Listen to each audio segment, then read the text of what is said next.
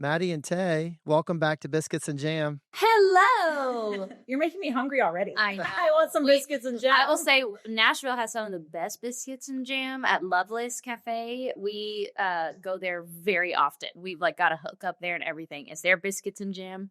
So, mommies, have you ever gotten the Jenny's biscuits and jam ice cream? Oh, No. it is so good. It's probably my favorite thing to get there. They need to sponsor us. I know. know. A little Yeah. collaboration.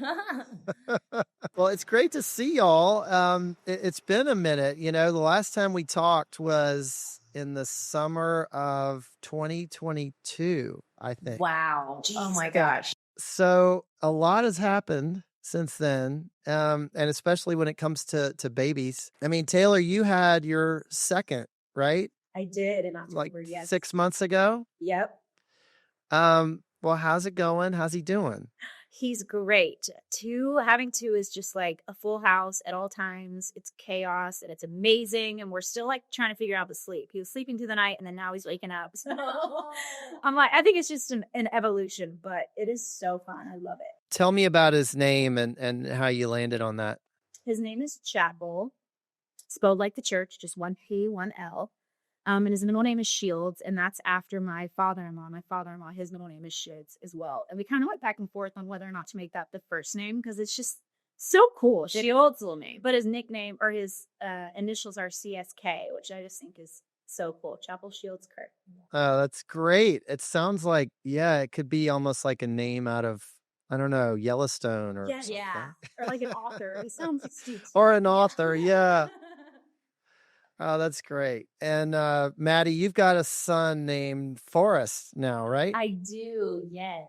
Well, I know that that was not the easiest delivery, to say the least. And that was going back a while ago. But how's he doing? He is so good. He's 1.5 now, going on 13. Just so wild and fun. And I'm so excited for T to join the boy mom club. I'm so excited. And I think between Layton is gonna boss the boys around, and I'm so cool with that because Layton, she is just kind and smart and thoughtful and very cautious. So she's gonna be the great leader of this group here. She's gonna have to wrangle the crazy cat. The crazy cat, yeah, because my boy is wild, but he's just so sweet and fun. Girl, he woke up last night in the middle of the night, ended up in my bed too. What time? Midnight. Oh, okay. Mine was 3. Oh, So what's worse? I know. Hey girl, you up? So do y'all have nicknames? I mean, what are you known as to each other's kids? Is it like Aunt Maddie or, Yeah, Layton calls me Maddie. Yeah. And then Forrest calls her Tae Tae. Tay, and it's And he's really melt to me. It's Tay Tay. Tae Tae. Tae. He's saying it so good now. And I'll be like, do you want to go play with Layton? Huh? Tae Tae, baby. Yeah, it's because Chapel's just baby. Chapel has to wait to upgrade to Chapel. He's just baby right now. Oh, that's great. That's great. Now you guys are about to give birth to something else with this new album. Let me tell you, it's way harder. We are full term right now. Way harder. So, Birthing yes. an album is much harder than birthing a baby. It's past our due date. 3 years. Yeah. Yeah, and here you are, and this thing is about to go out into the world, and your career is on overdrive, and your family life is on overdrive. How are y'all managing all this? It's honestly day by day Yes. and really leaning on each other. I normally can tell when she's having a day that she's feeling spread thin, and she can normally tell when I'm feeling spread thin, and we just kind of take over when we can. But it truly is day by day, and it's really taught us one of T's superpowers is compartmentalizing. That was not one of my superpowers, and I've really had to learn when I go home. I mean, obviously we have to be on our phones and answering and approving and all these kind of things, but we try to be really, really present when we are with our kids. But when we're working and on the road, we are as focused as we possibly can be. But it's hard. It's how did you say that one time? It's sometimes you'll be on stage and like your heart's at home, and then sometimes you're at home and you're craving to like be on stage, and it's just this like I feel like that's like the hardest part, at least for us, and you'll hear the cool on Chasing Babies Raising Dreams, that's just like truly where we're at in our lives. Like when we're with our babies, we're on our phones approving photos or doing the track listing or, you know, hiring people for our crew. And then when we're on stage, we're thinking, okay, is our baby asleep? How are the dads? Did they get enough milk? Like all of the things, our brains are on overdrive 24/7. It's a very full, busy life. There is not a moment of stillness, but that's okay. Yeah. Well, yeah, time is really the biggest challenge, isn't it? I mean, there's just not enough time in the day. And, you know, as a parent, that's one of the first things you realize is that there's just, there's just no time to do to do everything. Absolutely. Yeah. There's like my new motto at the end of the day, because I am like a super perfectionist, like try to be on top of everything, like not miss anything. And at the end of the day, I always like when I'm praying and stuff, I'm like, I did the best I could today with what was given for the day. Yes. And I can rest easy knowing, right? I tried to be the best mom and best wife, best business partner, best friend. Like, tried to do my best. And sometimes it sucks, but I tried my best. You know, I can't think of another duo in country music that is going through this stage of parenting together or has done that together. I mean, there's just not really a playbook for this. Are there people in the music world that you guys connect to or can get advice from, or are you really it's really just, the two of you kind of going through it together? I feel like we are creating our own blueprint for us. There are so many amazing women and men that we have looked up to in his career. Dirk Bentley being one. He's an amazing father, and you're with him, there's evidence of that. And we went on tour with Carrie Underwood, and at the time, I think her youngest was about the age of Chatterwell, who was like 6 months old, and then she had 2 babies on the road. She was doing the full thing, touring every night, taking care of her babies, and that was really incredible to watch. I don't even think we're married at that point, so it was cool to see that it can be done. But in our position, we are just riding on one bus, just the two of us with our, not on the bus, just the two of us, but our whole camp's on the bus, whole crew. We're doing it a little bit differently than she did. So we're just trying to try there just not as many resources as someone at her level would have. And so we have to get really creative with like, how long, we have like boundaries set in place of like how long we're okay leaving our babies and when we're not okay leaving our babies. And but just trying to find that balance. But it is hard because there's not really like someone right now. You know what? Who really I connect with a lot is Gabby Barrett. She has 3 babies, and her husband also plays in her band. So her and I have connected a lot. That's probably the only other artist that's like in our same situation. Season. That, yeah.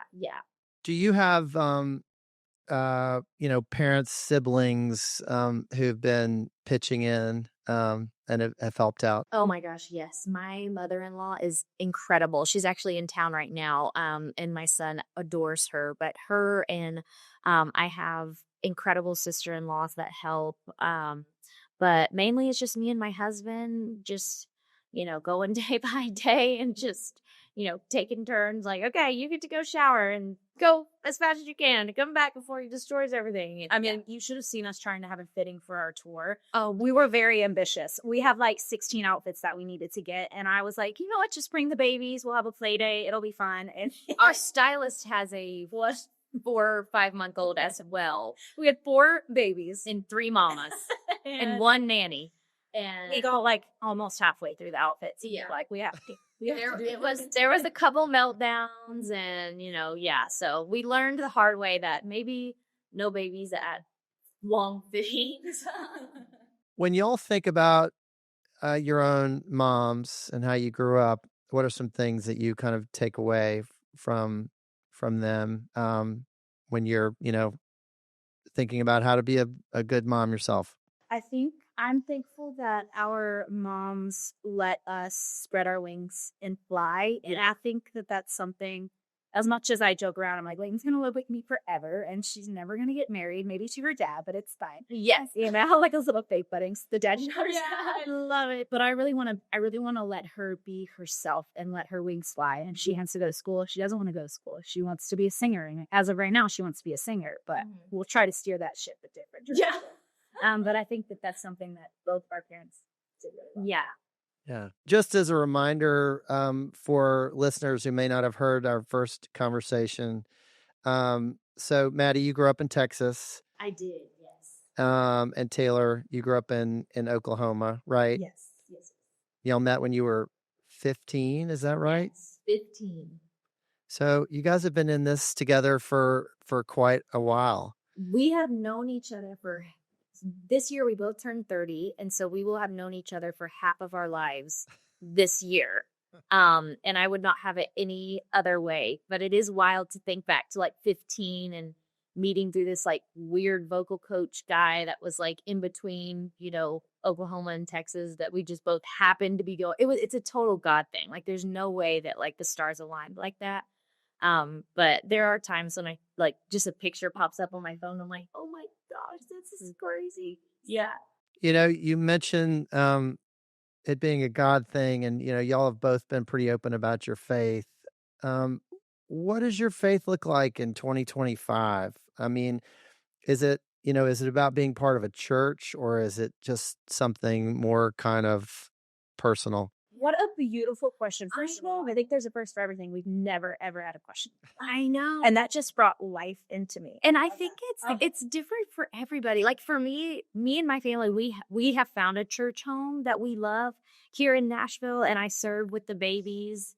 And it's funny because there's like times when the parents are like, you look so familiar. I'm like, oh, it's just because I was here last week. And then they find out, they're like, oh my God. And like, it's just like so sweet.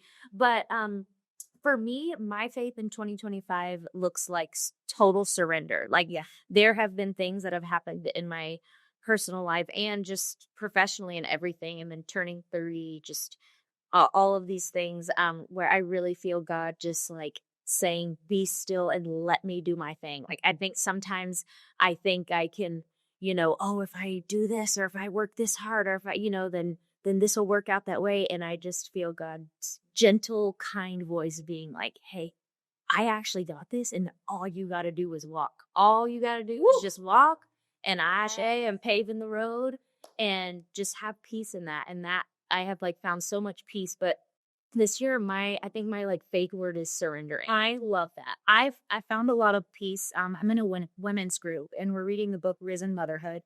And it's amazing. The first chapter is the mom describing, she's like potty training and how much patience that requires. I remember the first time I opened that book, we were in little potty training late, and I was like, yes, like I feel so seen. But being in a women's group and just kind of getting to talk about the days, the ins and outs of motherhood, and just kind of, especially with women in the industry, it's such a unique position to be in. We're all working mothers trying to find that balance. So that has been a lot of peace for me. Well, you're definitely both at a stage in life and career when, you know, you have to think that everything is just so much bigger than you and so much more than you can handle, you know? Oh, absolutely. And that's the good news is we don't have to handle it all. We don't have to know everything. Like that's when I'm like starting to feel that like just anxious energy and like feeling overwhelmed. I'm like, wait, I don't have to have it all figured out. I just have to put one foot in front of the other and just do my best. And that's it. But that has taken a lot of time to get to that place. Well, speaking of putting one foot in front of another and just dealing with the day to day, can we talk about food for a second? Yes. We can always talk about always. Which y'all been together for a long time. Which one of you would you say is the better cook? I'm such a good cook. No, I think T can be a good cook, but she doesn't have the time. I don't right have the now. time. But every time, like anytime her and Layton come over and me and my husband start cooking and stuff, she's really good. I think if you had the time, I can make a mean breakfast. I know how to have some bacon. She can make a breakfast casserole. Hey, that's important. Yes. Yeah, that's she makes a mean breakfast. But the rest of the day, you're starving. I am the better cook. You for sure. Why are you saying maybe? I mean, Sir the better. I mean, humble queen over here. But it just, my husband is an incredible cook, and we actually just started building a garden. We live out on some property here in Nashville, and we're building like a full homestead. Like we've got more chickens and food, and we're basically, the goal is to not have to go to the grocery store. Wow. But my like classics are like comfort stuff, like the lasagnas and the chicken pot pie, chicken and dumplings. I make a good kale salad, like more. It's like your tostadas. With a tostada, sweet potato, sweet potato tostadas are good. But I do try. I'm like more my husband's sous chef, but I do learn a lot that way. I do make a good cheesecake. Sometimes they turn out raw and I have to start over, but cheesecake is hard. But that's a lot. And I mean, that's and you're doing some real Southern dishes too. I love the chicken pot pie and yeah. Let me tell you, last night, the mental load, I was like, I can't think about dinner. We're having a pot of rice and a fried egg, and that's what's for dinner. And my son was so happy. And so that's our little throw together meal, put some fruit, rock and roll. So talk to me about your husband's cooking. What's his like dish that he's kind of known for? Oh my gosh, literally everything. So my husband's Puerto Rican. And so he makes empanadas. He makes arroz con maíz, which is kind of this like rice with corn dish. That is Tae's favorite. She loves the arroz con maíz. Oh, and I mean, he makes my favorite steak. So like, we don't even go on dates because he makes the best steak. He makes incredible fajitas. He makes those Vietnamese like banh mi sandwiches. Oh yeah. He just like tried that. I was like, I'm just going to try this. It was bomb.com. It was so delicious. yeah. So he literally can make anything. And that all started because he's one of 5. And so when he would come home from school, like his other siblings would be in sports or whatever. And he was in sports too, but just when he was younger, like his parents would be working or, whatever, and he'd be home by himself. And so when he's like 10 years old, he learned how to like make a pot of rice and fried egg. And so he's like, that's just kind of how it started. And then he just got really, really, really good at it. And he went to school for food science and nutrition. So he like kind of knows the science behind everything too. And He could be a private chef. oh, Sure. absolutely. He's basically he is your my private private chef, which works great. Yeah, sometimes tea too. Is this part of how he wooed you, Maddie? No, we met in high school. So I have no. He wasn't really cooking yet. He wasn't really cooking yet. Okay. No, I think he was like up the pickup line. Yeah, cook and pick up. No, he was. No, he he has hasn't. no. He had no game, and that's why I liked him. Because I was like, oh, he's not going to be a player over here talking to all the girls. He's just the cute, like shy guy. But yeah, now I'm like, if I have a bad day, he's like, hey, chicken piccata for dinner. I'm like, everything's right in the world again. Taylor, when you think about who's the cook in your family that really, was kind of the rock star cook of the family, if there was one, who comes to mind? Rockstar cook of the family. My parents actually made a lot of the meals together. We didn't we didn't really eat a ton of home cooked meals. It was the same special occasion. Is that the 90s where parents were just like, maybe here's a beef stick? Yeah, whatever. There's 3 of us kids, and my brothers were in baseball literally every single day. It was like all season baseball was happening. So we ate a lot of pizzas, and I ate a lot of food at baseball games. But my parents make their meals together, which was always a really sweet thing to see. But my husband is the cook in our family. He makes good chili, right? That's his thing. My dad makes good chili. Oh, yeah. My husband got the recipe from my dad. Yeah. Wait, your buffalo chicken dip's really good. Yeah, thanks. She makes it. You just get you buffalo some rotisserie chicken, shred it up, put some cream cheese and cheese in there. That is so good. And what's his, the thing that he makes that you get most excited about? Thing that Josh makes that I get the most excited about, he makes really good chicken wings in the air fryer. Ooh. He gets them nice and crispy, and he does different flavors. Sometimes he'll do garlic parmesan. Sometimes he'll do buffalo, and sometimes he makes like a spicy barbecue buffalo. It's more of like the summer thing. We don't really make it in the winter. Yeah. You guys are going to be just fine. I know. I don't know. Honestly, my mother-in-law has been in town for like probably a week and a half now, and she's like, Maddie, how are you not 700 pounds? Because my husband, like, we just love to spoil her when she comes to town. So, like, I'll make her coffee and he'll make breakfast and, just this whole thing because she's just wonderful. But she's like, how?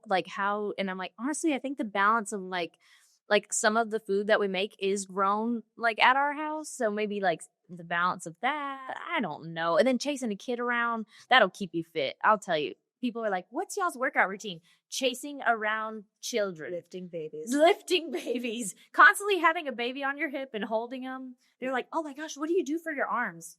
Have a child. Have a baby. That'll tone them up, right? Yeah. You know, in a hurry. Yeah. So this is kind of a random question, but Maddie, I saw a picture of you and Brenda Lee. Oh my God. So she was on this podcast back in the fall, and she was so much fun, and it was such a thrill to get to talk to her. But, you know, she's someone who had a career that really took off when she was a teenager, much like you guys did. Yeah. Even earlier, I think she got famous at like 13. Did you feel like a special connection to her? Did she have any advice for you?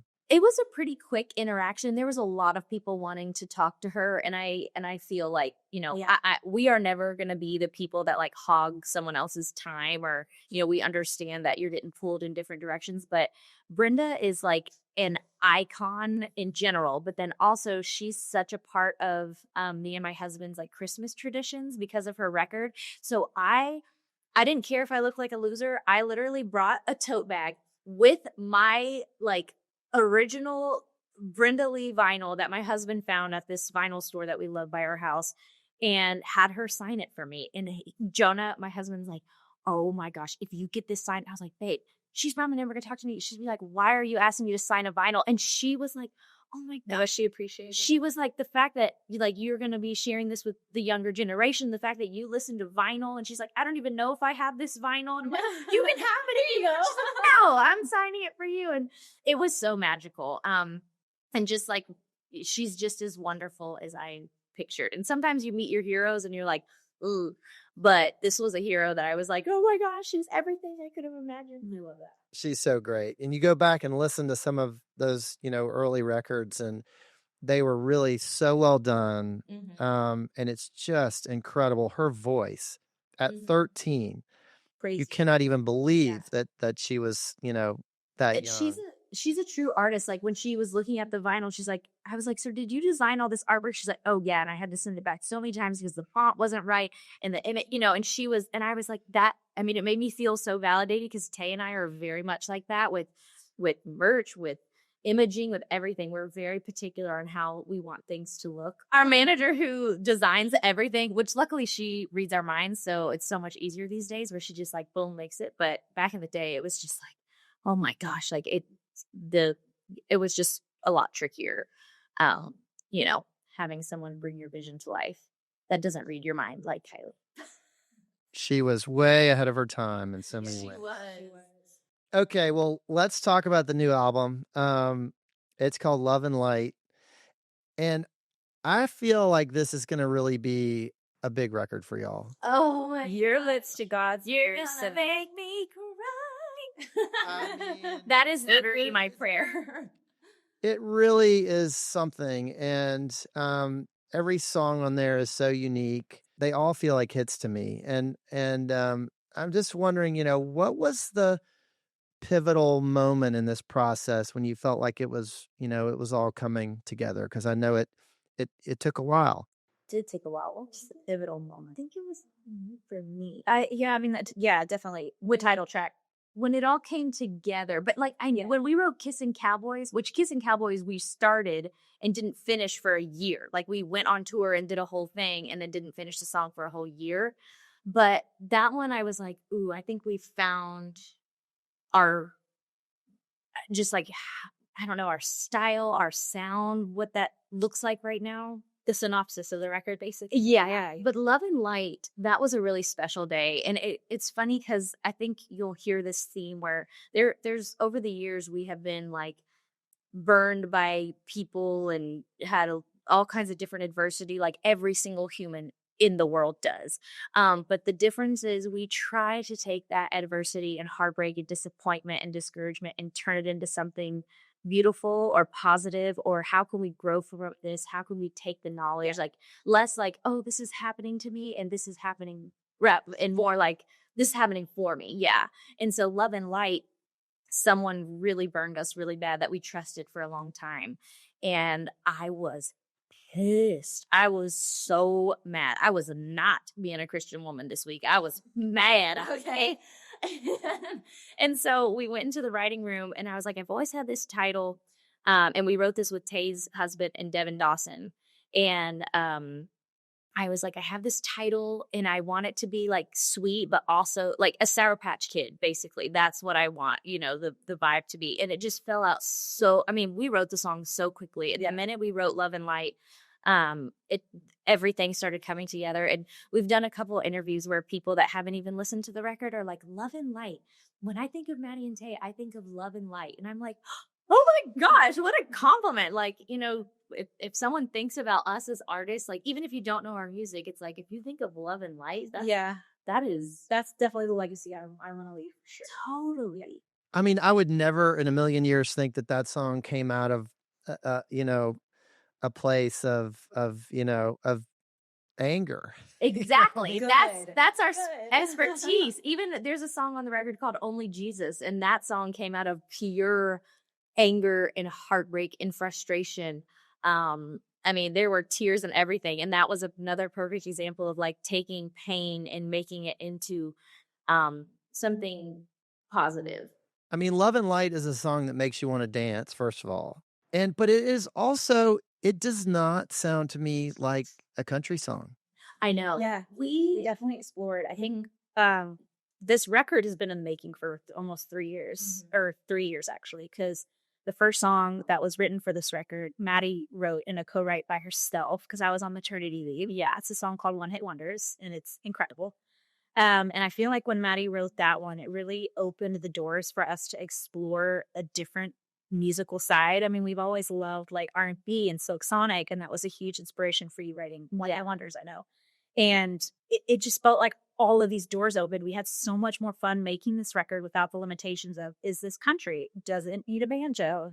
Just like, let's just write a song. And if it feels good, it feels good. And thankfully, the producers that we had on this record, my husband being one of them, Corey Crowder and Chris LaCourte, they were able to take those songs that weren't sonically country and make them fit into this record, which is really special. Totally. And this was the first time that we wrote an album without like, is this going to belong on radio? Is this going to be a hit? Because that just really like destroys the creative process. It is so hard to people please and be creative at the same time. And so our goal was just to make music that we love, that we identify with, that we connect with. And also no one knows our fan base like we do. And so we trusted ourselves. This album was like, these are songs that our fans would love. These are songs that our fans would hear themselves in, that would connect with. And so we really trusted ourselves on this record. I think this was the first record where we were like, not doubting, not overthinking everything like we normally do. And I don't know if that's like years of experience. And, this is the 4th album. So we got, 15 years in the business, under our belt or what it was. But also there's just, there was less pressure, I think. Well, it feels like you kind of let it all hang out, and it feels, and I can feel that. It feels bigger. It feels bigger. The sound is bigger. Thank you. And and one of the songs where that really comes through to me is the first song on the album, which is called Fall in Love and Find Out. It's a sneaky one. Yes. It feels like a stadium song, or maybe like a big Shania Twain kind of song or something. And talk to me about that one and how that came together. Ooh, I love that. Fall in Love and Find Out is one of those sneaky songs. We wrote it with Brad Tersey, just the 3 of us. He's in Old Dominion, at his house. And it was just like a fun little title that I had, and thankfully threw it out that day and it all resonated with us. So we wrote this sexy song about being confident in yourself and knowing what you bring to the table, and just kind of waiting for the man to find out about whole package that you got going on. And it was so fun. And it definitely does feel like the opening of a record. Like, it's like dipping your toes in, like, okay, there's some confidence here. We're getting a little sassy. It's a stadium song. I know. And I love that song because when we wrote it, we knew this was going to be the first song on the album because it starts out kind of dainty with this like mandolin and, you know, it's like real sweet. And then it's just rocking. And I think there's been a couple people that are like, live show, like, we didn't know that you rock, like, y'all like rock on stage, like, we're rocking out. It's not just like Die for a Broken Heart, you know, 5 times over and everyone's crying. It's like, no, that's a small part of the set, but we're jamming and we're dancing and we are rocking and rolling the whole show. But Fall in Love and Find Out is becoming one of my favorites on the record. It's like, crazy. It is such, it's just it feels good, and yeah, it does feel big. I think Josh produced it really well too. Oh my gosh, he crushed it. Yeah, it feels big to me, and I just I don't know. I guess it's going to be up to your fans, see how they respond, and they run the world. Exactly. They run our. I have a feeling they'll be singing that one at the top of their lungs. I hope so. All right, I got to ask you about a couple more, and one of them has the best title I've ever heard, which is "Drunk Girls in Bathrooms." And I've heard y'all say that you lived that song together. Oh, so I'm wondering, is there a particular story that speaks to that? Oh my gosh, yeah. I mean, T and I, a lot of people think that we're just like these like goody two-shoe gals, but we just partied smarter than the boys. Okay, like partying looks different these days. Where I'm like, oh, we can't do hangovers. She's breastfeeding with this different kind of party these days. But back in the day, like, you know, on tour and stuff like that, oh, we'd be like hitting up all the cool vibey bars and just like incognito and just making so many fun memories with our band.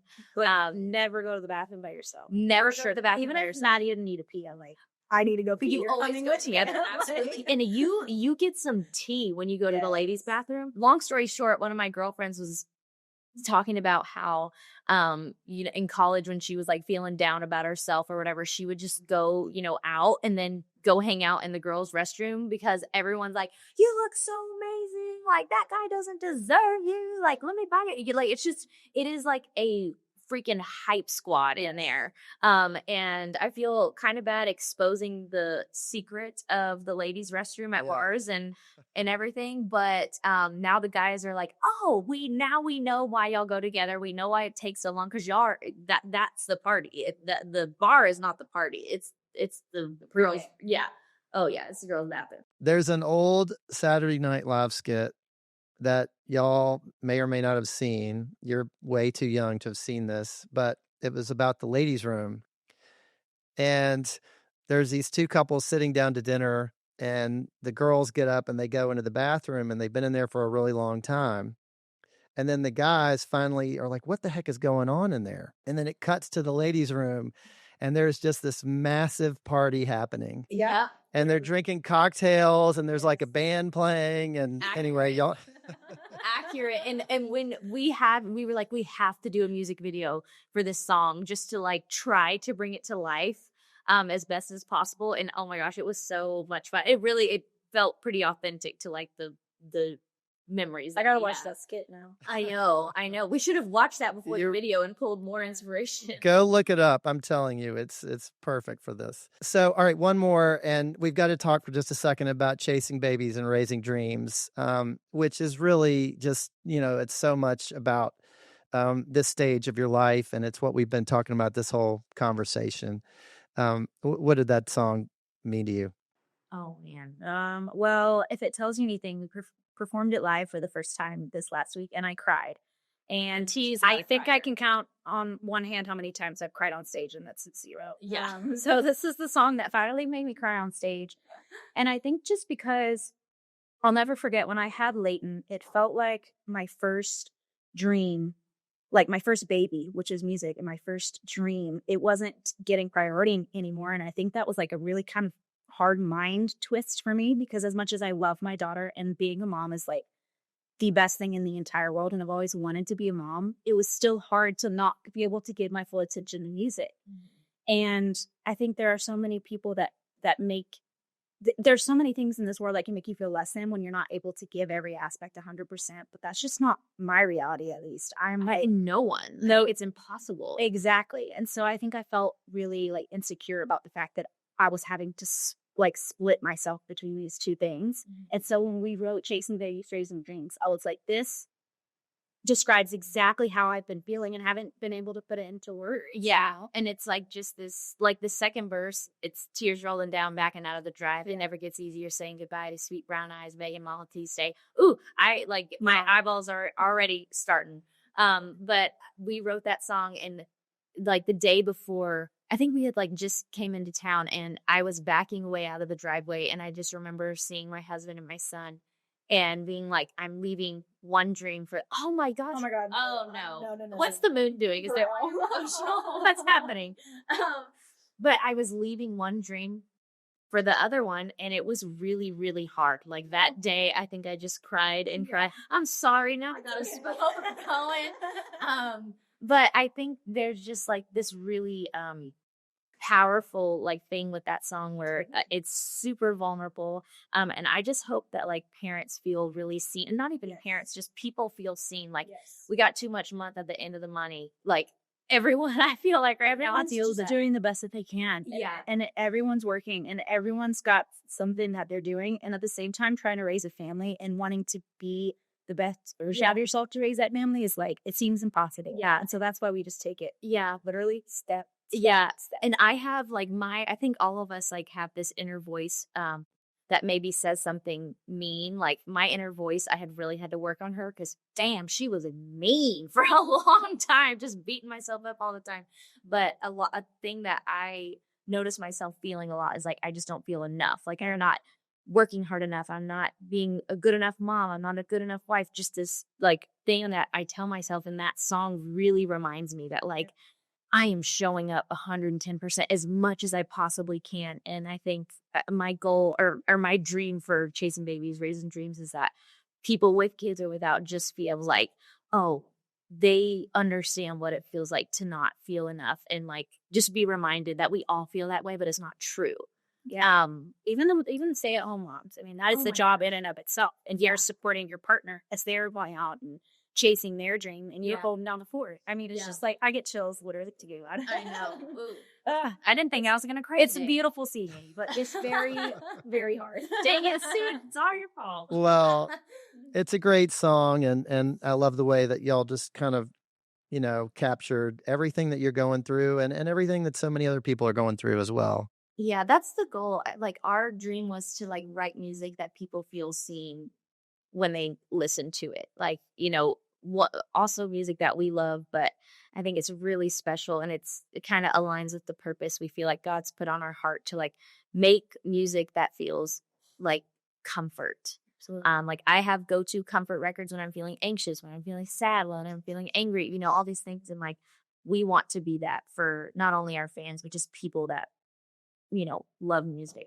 Well, I think you're definitely doing that. So congrats on everything. I want to ask y'all one more question, about the Opry, because, it's turning 100 this year. The Grand Ole Opry's turning 100 this year, and I saw that y'all performed there earlier this spring, and you've been on that stage on and off since you were 18 years old. Yes. So just, tell me about the first time that you performed there and what that meant to you. I remember like it was yesterday, September 23rd, 2015. Maddie was wearing a white dress, and I was wearing a pink dress from Charlotte Roofs. Yeah. Our entire family was there. Brothers, parents, siblings. Everyone. I don't remember the performance because I ducked out. I think we really, I know we played Girl in a Country Song, and maybe After the Storm Blows. Yeah. I'm not sure, but it was magical. I sobbed like a baby coming off of that stage. It was a we made it moment. Yeah. And I feel like you only get a couple of those in your career that are really like, oh my gosh, we've made it. But I don't even know how many times we've played and we still get nervous. I would have loved to have been a part of the Opry 100 special. I know. That would have been awesome. But it looked great. Mm-hmm. Well, y'all were really stepping out and calling out the bro country, I know. And that song was never supposed to see the light of day. Yeah. He just wrote it because we were just feeling sassy and crazy. And we were like, oh, we're just two old gals. No one's going to listen to this. Like, no one cares what we have to say. And turns out everyone was like, oh, actually, they do. Yeah, what they're saying is very accurate. Well, I love seeing y'all back on that stage and every time you get up there. It's been great talking to you, Maddie and Tae. Thanks so much for being on Biscuits and Jam, and congrats on the album and everything else. Thank you so much. It's always a lovely conversation. I know, making us cry every second.